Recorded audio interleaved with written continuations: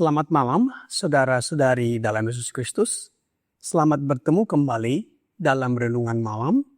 Ye shall receive power, atau engkau akan menerima kuasa, oleh Ellen G. White, tanggal 16 Oktober 2025. Mari kita berdoa. Bapa kami yang di sorga, Allah pencipta langit dan bumi, laut beserta segala isinya. Satu-satunya Allah yang benar, yang kami sembah selalu melalui anak-Mu Yesus Kristus. Kami bersyukur dan berterima kasih atas penyertaan dan perlindungan Bapa sepanjang hari dalam seluruh aktivitas dan pekerjaan kami. Pada saat ini, kami siap mendengarkan firman-Mu. Ajarlah kami agar dapat mengerti firman-Mu dan menghidupkannya dalam kehidupan kami sehari-hari. Besertalah dengan kami sepanjang malam ini, ya Bapa. Kami persembahkan doa ini hanya melalui anak-Mu, Yesus Kristus, yang adalah Tuhan dan Juru Selamat kami. Amin. Renungan malam ini akan dibacakan oleh Bapak Amrel Sihaan. Kepada Bapak Amrel, kami persilahkan. Selamat malam saudara-saudariku dalam Tuhan dimanapun berada. Judul renungan kita pada malam hari ini dikatakan kemauan diserahkan. Ayat inti Filipi 2 ayat 13. Demikian bunyinya. Karena Allah lah yang mengerjakan di dalam kamu baik kemauan maupun pekerjaan menurut kerelaannya. Kristus telah menjanjikan karunia Roh Kudus kepada gerejanya, dan janji itu milik kita sama seperti milik para murid pertama. Namun seperti setiap janji lainnya, janji itu diberikan dengan syarat. Ada banyak orang yang percaya dan mengaku memiliki janji Tuhan. Mereka berbicara tentang Kristus dan Roh Kudus, tetapi tidak menerima manfaatnya. Mereka tidak menyerahkan jiwa untuk dibimbing dan dikendalikan oleh kuasa ilahi. Kita tidak dapat menggunakan Roh Kudus. Roh Kuduslah yang akan menggunakan kita. Melalui Roh Kudus, Allah bekerja di dalam umat-Nya, baik kemauan maupun pekerjaan menurut kerelaannya. Tetapi banyak yang tidak mau tunduk pada hal ini. Mereka ingin mengatur diri mereka sendiri. Inilah sebabnya mereka tidak menerima karunia surgawi. Hanya kepada mereka yang menantikan Allah dengan rendah hati, yang menantikan bimbingan dan kasih karunia-Nya, Roh Kudus diberikan. Kuasa Allah menanti permintaan dan penerimaan mereka. Berkat yang dijanjikan ini, yang dituntut dengan iman, membawa semua berkat lainnya. Berkat itu diberikan menurut kekayaan kasih karunia Kristus, dan Dia siap untuk memenuhi setiap jiwa sesuai dengan kapasitas untuk menerimanya. Ketika Roh Allah menguasai hati, Ia mengubah hidup. Pikiran-pikiran berdosa disingkirkan, perbuatan jahat ditinggalkan, kasih, kerendahan hati, dan kedamaian menggantikan amarah, iri hati, dan perselisihan. Sukacita menggantikan kesedihan, dan wajah mencerminkan sukacita surgawi. Tak seorang pun melihat tangan yang mengangkat beban atau melihat cahaya turun dari surga. Berkat datang ketika dengan iman jiwa menyerahkan diri kepada Allah. Maka kuasa yang tak dapat dilihat oleh mata manusia itu menciptakan makhluk baru menurut gambar Allah. Roh Kudus adalah napas kehidupan rohani dalam jiwa. Pemberian Roh Kudus adalah pemberian kehidupan Kristus. Roh mengilhami penerimanya dengan sifat-sifat Kristus. Dikutip dari Review and Herald 19 November tahun 1908. Demikianlah bacaan renungan kita pada malam ini.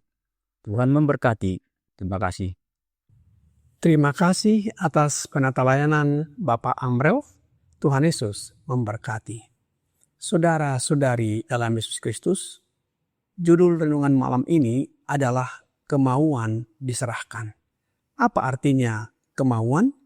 Kemauan adalah dorongan dari dalam diri yang kuat untuk memilih, memutuskan, dan bertindak secara sadar demi mencapai tujuan tertentu. Ini berbeda dari keinginan, karena kemauan selalu diikuti dengan tindakan nyata dan kesungguhan hati. Tidak hanya sebatas angan-angan saja. Kemauan inilah yang kita serahkan kepada Allah, agar dituntun untuk mencapai tujuan kita.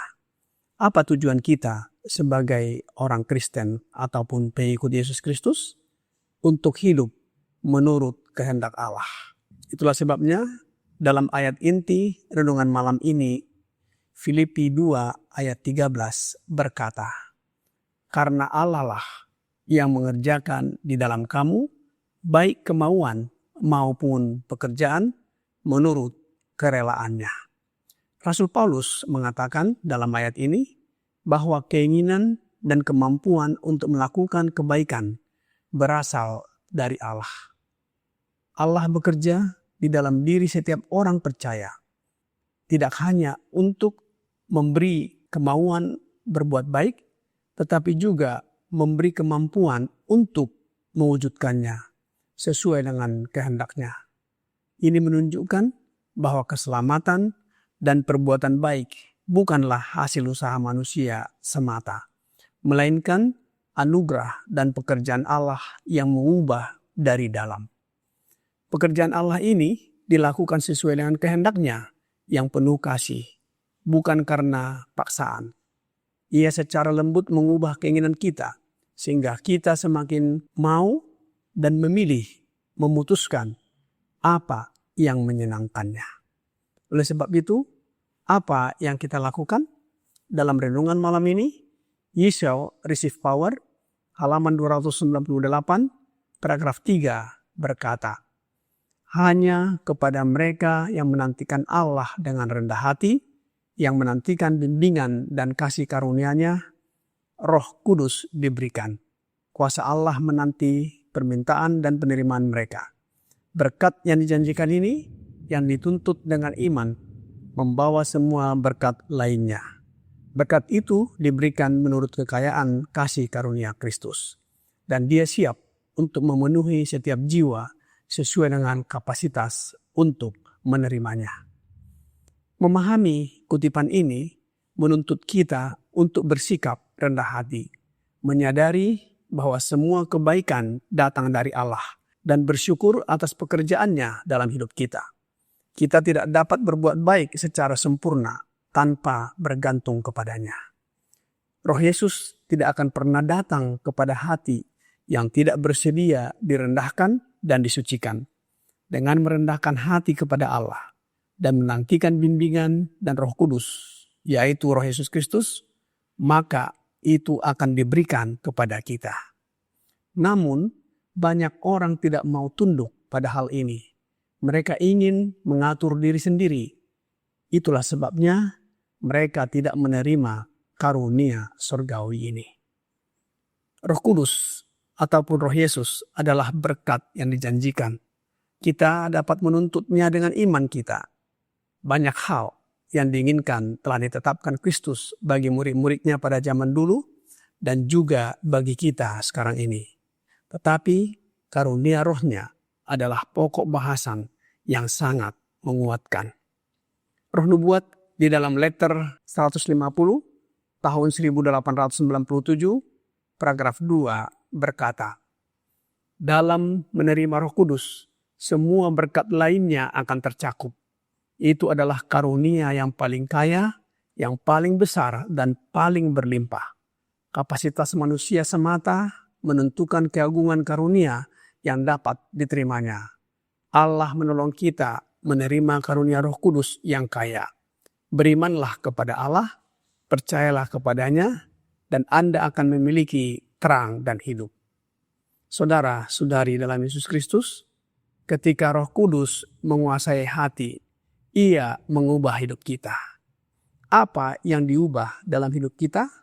Dalam renungan malam ini, You shall receive power, halaman 298, paragraf 4 berkata, pikiran-pikiran berdosa disingkirkan, perbuatan jahat ditinggalkan, kasih, kerendahan hati, dan kedamaian menggantikan amarah, iri hati dan perselisihan, sukacita menggantikan kesedihan, dan wajah mencerminkan sukacita surgawi.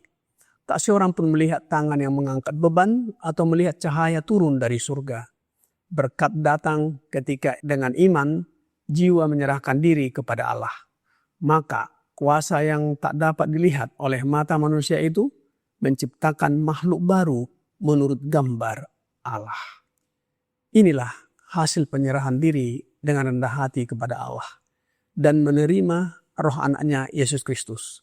Dengan menerima roh Yesus, maka kita bekerja sama dengan keilahian dan mengambil bagian di dalamnya. Roh nubuat di dalam buku Christ Object Lessons halaman 333 paragraf 1 berkata, ketika kehendak manusia bekerja sama dengan kehendak Allah, kehendak itu menjadi maha kuasa. Apapun yang harus dilakukan atas perintahnya dapat terlaksana dengan kekuatannya. Semua perintahnya merupakan kekuatan yang memampukan. Saudara-saudari dalam Yesus Kristus, penyerahan kehendak atau kemauan kita dengan rendah hati kepada Allah adalah syarat utama agar Roh Yesus dapat bekerja dalam hidup kita. Roh Yesus inilah yang mengubah karakter dan hidup kita dan menjadikan kita manusia baru di dalam Kristus. Pemberian Roh Yesus ini merupakan pemberian Allah yang terbesar kepada kita.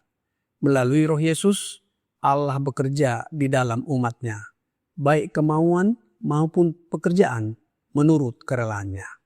Roh Yesus adalah nafas kehidupan dalam jiwa.